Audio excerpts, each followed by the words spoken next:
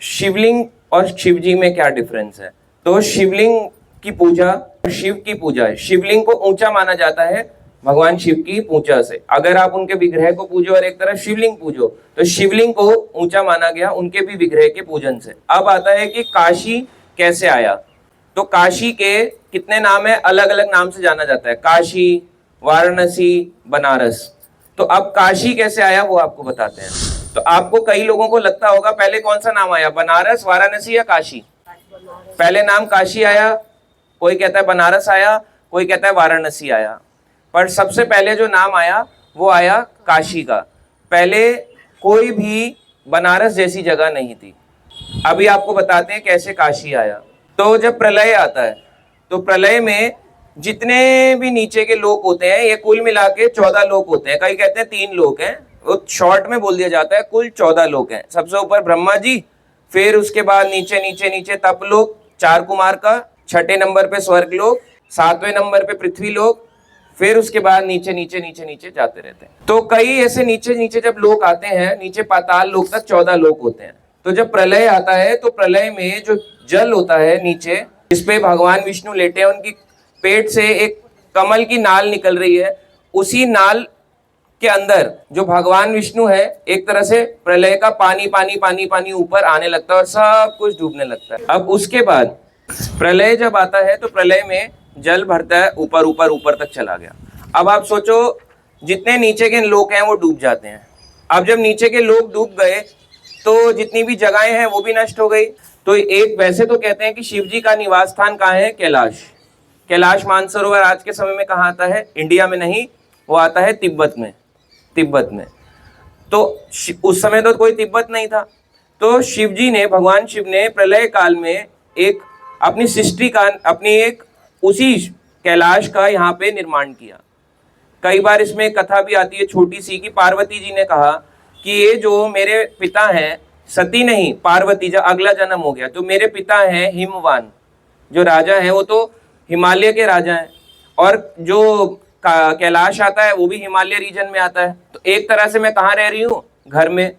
तो कोई अलग स्थान तो होना चाहिए, कोई तो स्थान अलग होना चाहिए कि चलो कोई और स्थान में जाते हैं।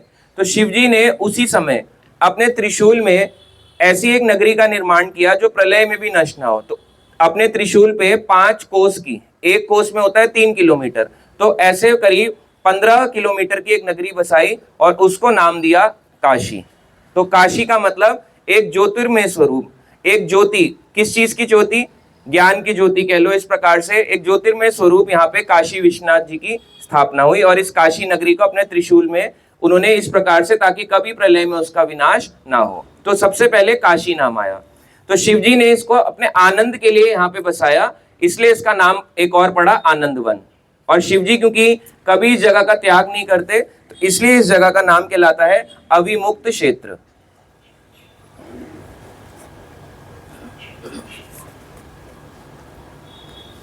अब इसको एक और कहते हैं कि मुक्ति की नगरी काशी।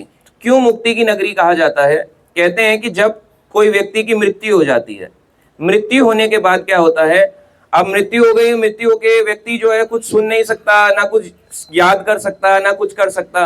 और क्या कहते हैं कि जैसा जैसा भगवान कृष्ण कहते हैं अंत काल में यम यम वापी स्मरण भावम त्यजत अंते कलेवरम, जैसा जैसा व्यक्ति अंत काल में स्मरण करता है वैसा ही उसको अगला जीवन प्राप्त होता है। अब अगला जीवन हमें मिलेगा लास्ट, हम जो लास्ट टाइम पे, मरते टाइम पे सोचेंगे, और क्या सोचेंगे अब हमें भी नहीं पता।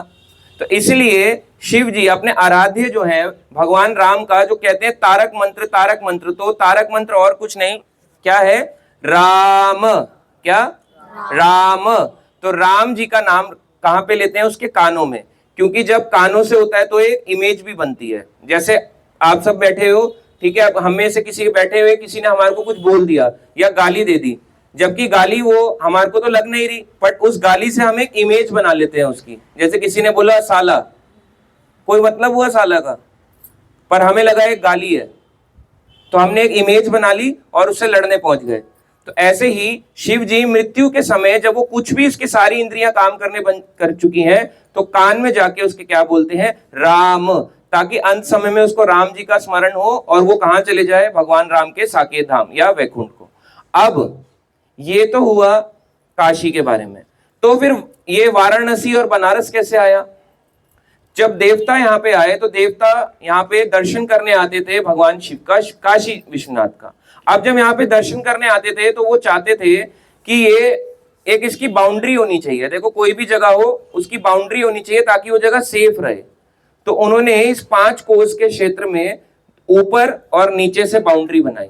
ऊपर स्थापित किया वरुणा नदी और नीचे स्थापित किया अस्सी नदी। तो वरुणा अस्सी क्या बना? वाराणसी। तो ऐसे करके वाराणसी आया, तो दूसरा इसका नाम पड़ा वाराणसी। तो कई बार लोग सोचते हैं कि वाराणसी पहले पड़ा फिर काशी पड़ा, पहले काशी पड़ा फिर वाराणसी पड़ा।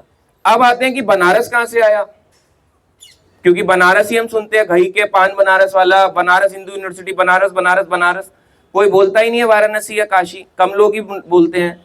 तो बनारस अगर देखा जाए, कई यहाँ पे इन्वेडर आए, चाइना, अंग्रेज, मुगल, कई इन्वेडर यहाँ पे, कई शासक आए। तो उन लोगों ने वाराणसी को एक कितने अक्षर हो गए? वाराणसी, वाराणसी। कभी आपने किसी मुसलमान नाम को, मुसलमान में ण वर्ड सुना है? हिंदी जिसको आती है ऐसे करके ण होता है, कभी सुना है? पठान, पठान सुना है? पठान नहीं सुना होगा। खान, खान सुना है? खान, तो उनके उसमें ण नहीं होता। तो वाराणसी ये उनके लिए बोलना मुश्किल था, इसलिए यहाँ पे आके कुछ समय के बाद जब अलग अलग यहाँ पे आए तो उन्होंने उसको शॉर्ट नाम कर दिया बनारस, बनारस। तो वाराणसी का नाम बनारस पड़ गया। तो ये एक मुगल नाम है। अगर हम इस जगह को बनारस बुलाते हैं तो एक्चुअली हम अपने ही धाम, अपने ही जगहों को मुसलमान नाम से जगह को बुला रहे हैं। तो ये मुसलमान नाम है क्या? बनारस। अब क्या होगा कि सारे लोग ही इस पे चलते हैं, तो कोई उसमें बुराई नहीं है। वाराणसी, बनारस, जैसे वृंदावन होता है तो लोग वृंदावन को वृंदावन बोल देते हैं, वाह को बा बोल देते हैं। व्रज होता है तो लोग उसको ब्रज बोल देते हैं, जबकि है व्रज, व्रज। भगवान कृष्ण का व्रज मंडल 84 कोस, तो उसको ब्रज मंडल बोल देते हैं। तो वैसी वाह को बा बोल देते हैं, वैसी वाराणसी से बनारस हो गया। ऐसे नाम बदल जाते हैं टाइम टाइम के हिसाब से। अब आप पूछोगे कि आज के टाइम में वरुणा नदी तो दिखती है, अस्सी नदी नहीं दिखती। अब यहाँ पे अस्सी नदी जो है वो अस्सी नाला बन चुका है। ऐसे हाल करते थे लोग समय के साथ में। जो इस नाम से इस जगह का नाम पड़ा, जिस नाम से इस जगह का स्टेशन पड़ा, वाराणसी, इतने सारी चीजें हैं। आने वाले टाइम में आप कलयुग जैसे जैसे बढ़ता जा रहा है, अब वो एक नाला कहलाता है। जैसे कलयुग में प्रभाव दिखेंगे आपको, चीजें नष्ट होती, खराब होती ही दिखाई देंगी। वरुणा नदी दिखती है, नॉर्थ ऊपर बहती है ऐसे, काशी से ऐसे जाओ वरुणा नदी, इधर जाओ अब अस्सी, पर वो अस्सी नाला कहलाता है। ये तो हुआ इस जगह का नाम। अब कुछ यहाँ के तीर्थ स्थल, जैसे कि मणिकर्णिका घाट। तो जब शिवजी ने इस जगह की स्थापना करी तो उनके कानों की मणि गिर गई। तो जहां पे उनकी कानों की मणि गिरी वो जगह कहलाई मणिकर्णिका घाट। तो वहां पे क्योंकि गंगा के किनारे तक गिरी तो इसलिए वो क्या कहलाई? मणिकर्णिका घाट। तो पहले शिवजी ने इस क्षेत्र को बसाया, और फिर जो गंगा आती है जो ऊपर से बह रही है, कहां से? भगवान वामन देव ने जब चरण उठाया था ऐसे करके, तो उसके चरण को उठाने से उन्होंने ये अपने अंगूठे से कर्ण सागर को तोड़ दिया था, तो उसका जल बहने लगा। जब बहने लगा तो गंगा जी अपने कमंडल में इकट्ठा करने लगे कि भाई भगवान का अभिषेक कर देंगे। उनके कमंडल से ऊपर नीचे नीचे नीचे बहता रहा। नीचे के लोगों को आते आते शिवजी के लोक में आया, तो कौन उसके इतने तेज प्रेशर को सहेगा? तो शिवजी ने अपनी जटा में गंगा नदी को बांध लिया, और गंगा नदी को बांधने के बाद ताकि उसका प्रेशर स्लो हो जाए, फिर वो ऐसे लगता है शिवजी की जटा से बहती भी आती है। जबकि कहाँ बह के आ रही है? कर्ण सागर, जिसको विरजा नदी भी कहते हैं, जो पूरा वैकुंठ के बाहर बहती है, कर्ण सागर और विरजा नदी। तो वही गंगा यहाँ बहते हुए आती है, पर शिवजी उसको अपने यहाँ पे सर पे धारण करते हैं। अब जब वो नदी यहाँ पे आ गई तो उसका और भी महत्व हो गया। काशी भी हो गई, गंगा नदी भी आ गई।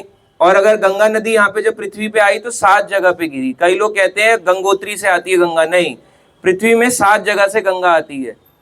केदारनाथ से, बद्रीनाथ से, नंदा देवी से, अलग अलग जगह से आती है, नीति वैली से, ऐसे ही अलग अलग जगह से गंगा बह के आती है, इसलिए पंचप्रयाग नाम की उत्तराखंड में जगह है जहाँ अलग अलग जगह बार बार नदियां मिलती रहती है गंगा के हिस्से, और फाइनली वो देवप्रयाग में गंगा बनती है, और यही गंगा आगे बहते बहते प्रयागराज पे आती है। प्रयागराज में यमुना से मिलती है, तब ये यमुना और गंगा मिलके गंगा कहलाती है, और फिर ये आगे बढ़ती है, जब ये काशी में आती है तो ये केवल गंगा कहलाती है। अब एक और इम्पोर्टेंट चीज, जब यहाँ पे काशी विश्वनाथ का शिवलिंग था स्थापित हुआ, तो कलयुग में ही आज से करीब 400 साल पहले 1669 के करीब औरंगजेब ने यहाँ हमले करे। औरंगजेब ने कहा कि भाई सिंपल सा है, इनके मंदिर तोड़वा दो और सबको मुसलमान बनवा दो। कई हमले किए, अटैक्स अलग अलग। तो पहला अटैक किया, वो हार गया। किनसे? नागा साधुस ने, शिवजी के जो थे सेवक, उन्होंने बचा लिया। फिर अटैक किया, अटैक पे अटैक करता रहता। और उस टाइम पे काशी जो आप देखोगे, अरे ये तो ऐसी गलियां हैं, ये सब नहीं था, बहुत एक विराट, एक विशाल, अच्छी एक नगरी थी, ये बड़ा मंदिर हुआ करता था। तो औरंगजेब ने कहा कि पहले इनके जगह को तोड़वाने से कुछ नहीं होगा, मेन इनका जो प्लेस ऑफ वर्शिप है ना, पहले तो उसको तोड़ दो। हिंदू की आस्था टिकती है जब वो किसी प्लेस ऑफ वर्शिप, जहां पे वो पूजा अर्चना करते हैं, पहले वही तोड़ डालो। जब वही तोड़ डालोगे, इनके भगवान बदल जाएंगे, लोग कहेंगे हाँ देखो हमने तो तुम्हारे भगवान को ही तोड़ डाला, अब क्या करोगे, बचाने आया, देखो अल्लाह ही जीत गया। तो इस तरह से औरंगजेब ने यहाँ पे जब अटैक किए तो काशी के मंदिर को तोड़वा दिया। काशी के मंदिर को कुछ पूरा नहीं तोड़वाया, उसी के बाहर बाहर कुछ अपनी वॉल्स को कंस्ट्रक्ट कराया और जगह बना दी इसको, क्या? मस्जिद। और ज्ञानवापी कैसे बना ये बताते हैं। ये आता है जब भगवान शिव ने काशी नगरी का स्थापना करी थी, वाराणसी भी नाम हो गया सब, तो शिवजी के ही एक अंश से एक रुद्र प्रकट हुए जिनका नाम था ईशान रुद्र। ईशान कोण होता है नॉर्थ ईस्ट डायरेक्शन, तो नॉर्थ ईस्ट कोण से यानी नॉर्थ ईस्ट डायरेक्शन से उनके एक रुद्र प्रकट हुए, ईशान रुद्र। तो उन्होंने अपने त्रिशूल से मार के एक कुंड की स्थापना करी, और वो कुंड और कहीं नहीं, वही गंगा नदी का पानी आता था उस कुंड में। तो उस कुंड में स्थापना करने के बाद उस कुंड से ही काशी विश्वनाथ जी का अभिषेक होता था।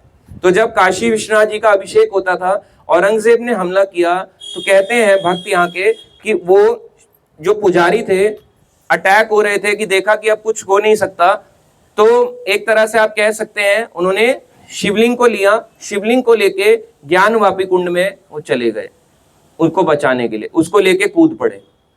और आज के टाइम पे औरंगजेब ने कहा कि भाई इनका जो ज्ञानवापी कुंड है जिससे ये स्नान करवाते हैं शिव जी को, उसी के आसपास मस्जिद बना दो, क्योंकि इनके काशी विश्वनाथ कहाँ चले गए? कुंड में, ज्ञानवापी कुंड में। ज्ञानवापी कुंड में जो स्थापना हुआ उस कुंड में चले गए, तो इनके यहीं पे मस्जिद बना दो। आएंगे कैसे?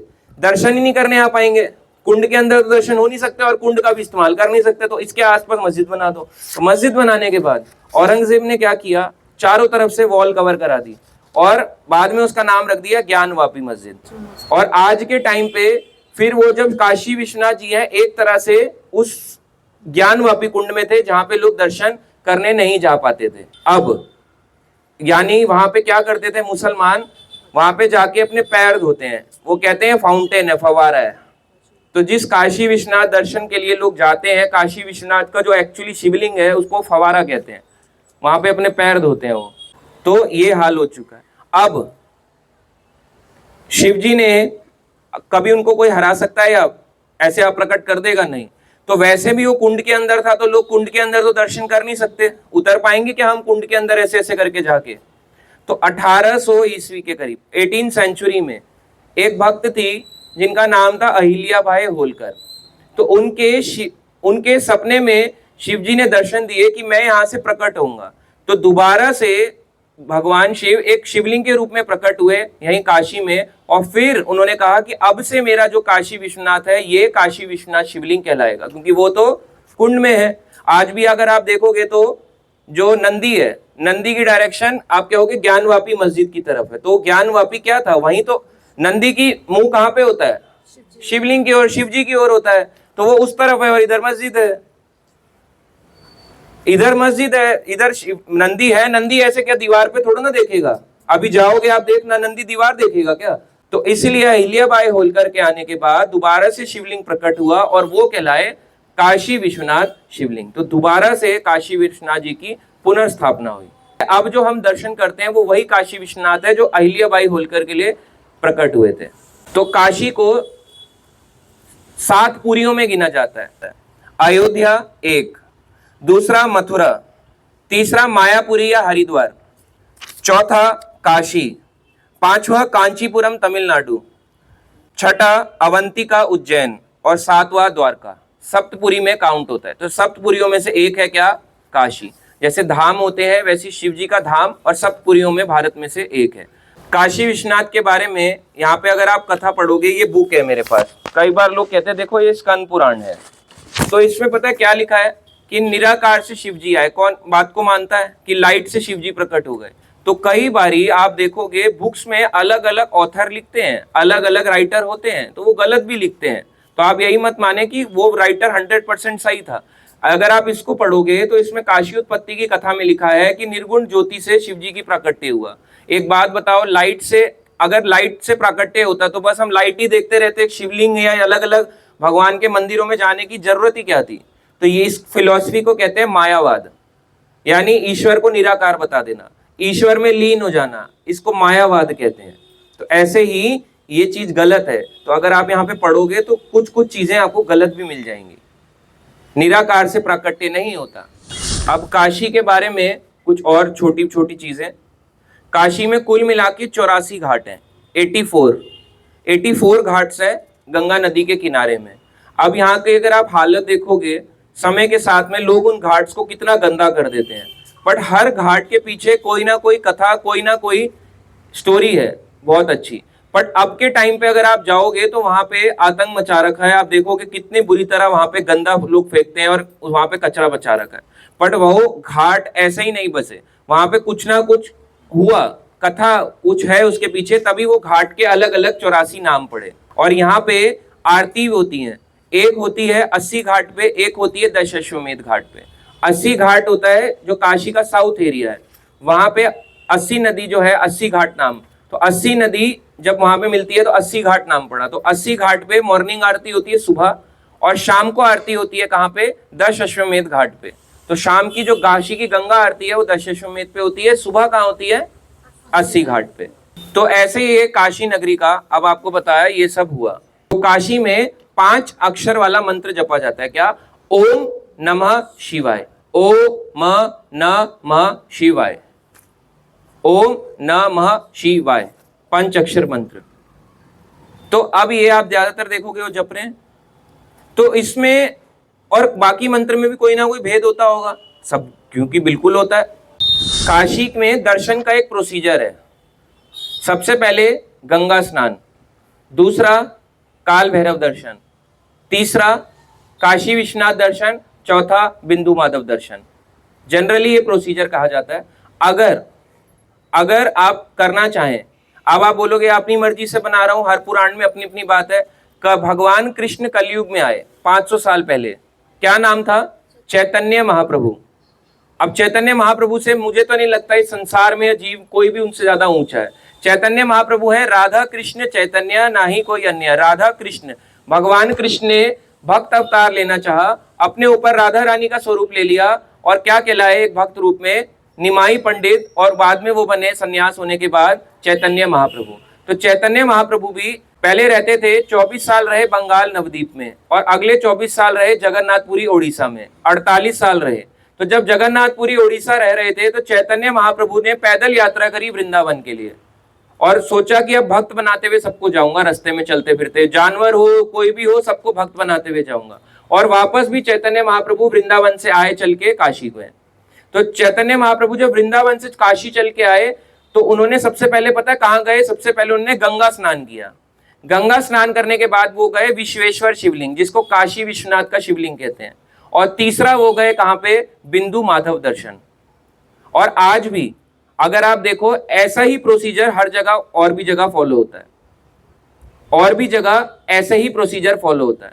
अगर आप बद्रीनाथ जाएं, बद्रीनाथ में कैसा प्रोसीजर होता है कि पहले स्नान, तप्त कुंड स्नान हो गया, क्योंकि नदी में बहोगे, नदी तो भाई के ले जाएगी साथ में, तो तप्त कुंड गर्म पानी के कुंड का स्नान। फिर हम जाते हैं आदि केदारेश्वर।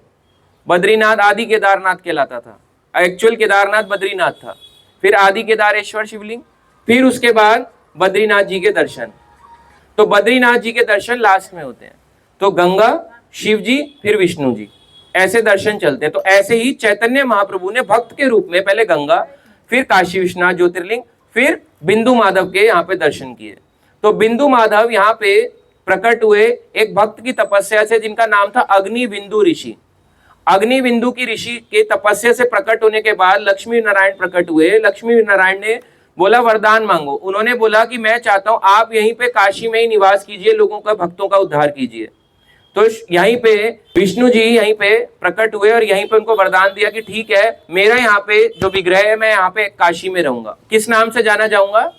बिंदु माधव, क्योंकि ऋषि का नाम था बिंदु और माधव का मतलब है लक्ष्मी के पति।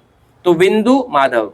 तो बिंदु माधव का बाद में नाम पड़ गया व से ब, और क्या कहलाया? बिंदु माधव। ऐसे करके व से ब, वाराणसी से बनारस, वृंदावन से वृंदावन, व्रज से ब्रज, हर जगह व से बा होता चला गया। तो बिंदु माधव बन गए बिंदु माधव। तो गंगा स्नान, काशी विश्वनाथ, फिर बिंदु माधव। अभी हम चाहते तो कब का बिंदु माधव कर चुके होते, भीड़ भी नहीं रहती। औरंगजेब ने बिंदु माधव के मंदिर को भी तोड़वाया, कह रहे ये भी इनका मेन स्थान है, तो उसको भी तोड़ो, उसके जगह मस्जिद बनाओ। वहां पे मस्जिद बना दी आलमगीर मस्जिद।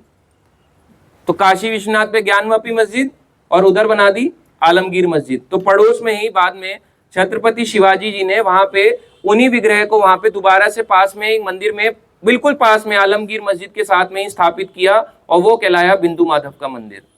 तो ऐसे यहाँ के दर्शन चलते हैं। अब अगर इस दर्शन में आप एक प्रोसीजर ऐड करना चाहो तो वो होता है क्या? काल भैरव जी के दर्शन। काल भैरव जी पता है कौन है? शिव जी के अंश से प्रकट हुए। एक बार ये शिव पुराण में आता है, ब्रह्मा जी ने कहा कि कौन परम? तो ब्रह्मा जी ने खुद को परम बताते हुए शिव जी को नीचा दिखाया। उन्होंने कहा शिव जी तो मेरे पुत्र हैं, तो ये मेरे से नीचे नहीं हुए, तो नीचे दिखाया।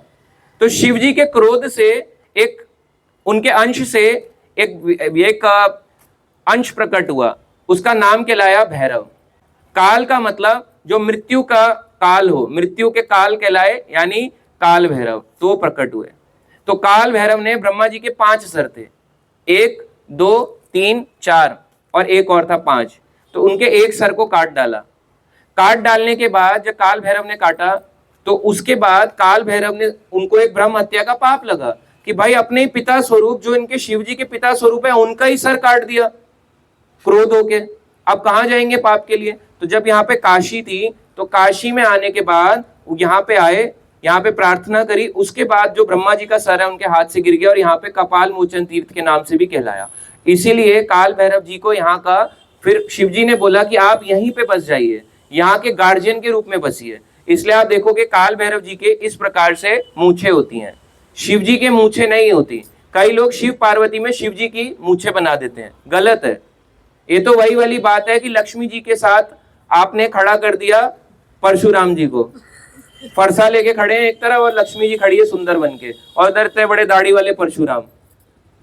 तो ऐसे ही लोग इमेजेस को खराब कर देते हैं। तो काल भैरव अलग है, शिव जी अलग है।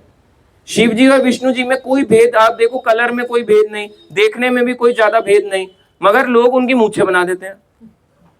तो वो काल भैरव है। काल भैरव उनके अंश हैं, अंश में और भगवान में फर्क है, डिफरेंस समझो। वो उनके दास हैं। तो काल भैरव जी को यहाँ पे स्थापित किया गया। इसलिए यहाँ का एक प्रोसीजर और भी आता है कि पहले गंगा स्नान, फिर काल भैरव, फिर तीसरा काशी विश्वनाथ, फिर बिंदु माधव। दोनों प्रोसीजर फॉलो हो सकते हैं। तो काल भैरव यहाँ के गार्जियन है, प्रोटेक्टर, जो एक जैसे हर जगह कहीं जाओ तो वहां पे एक गार्ड होता है, सिक्योरिटी, वो चेक करता है कि कौन व्यक्ति यहाँ पे आने लायक है। तो काल भैरव जी ऐसे ही चेक करते हैं, अच्छा है ये ऐसी बिना श्रद्धा के आया है, इसको गर्मी लगाओ, इसको बीमार कर दो, इसका सर दर्द कर दो, इसका पेट खराब कर दो, इसका मन, ये बिना मन के आया है तो उसको खराब कर देते हैं। काल भैरव उसको हटा देते हैं यहाँ से, और जो सही मन से आता है वो खुशी खुशी फिर दर्शन करके भी जाता है। तो इसलिए काल भैरव जी से हम यही प्रार्थना करते हैं कि हमें अच्छे से काशी विश्वनाथ और काशी की यात्रा का फल मिले, इसलिए हम प्रार्थना करते हैं और इसलिए हम उनके मंदिर में जाते हैं दर्शन के लिए। ये तो हुआ यहाँ के दर्शन के प्रोसीजर के बारे में। तो ये थी काशी की कथा के बारे में।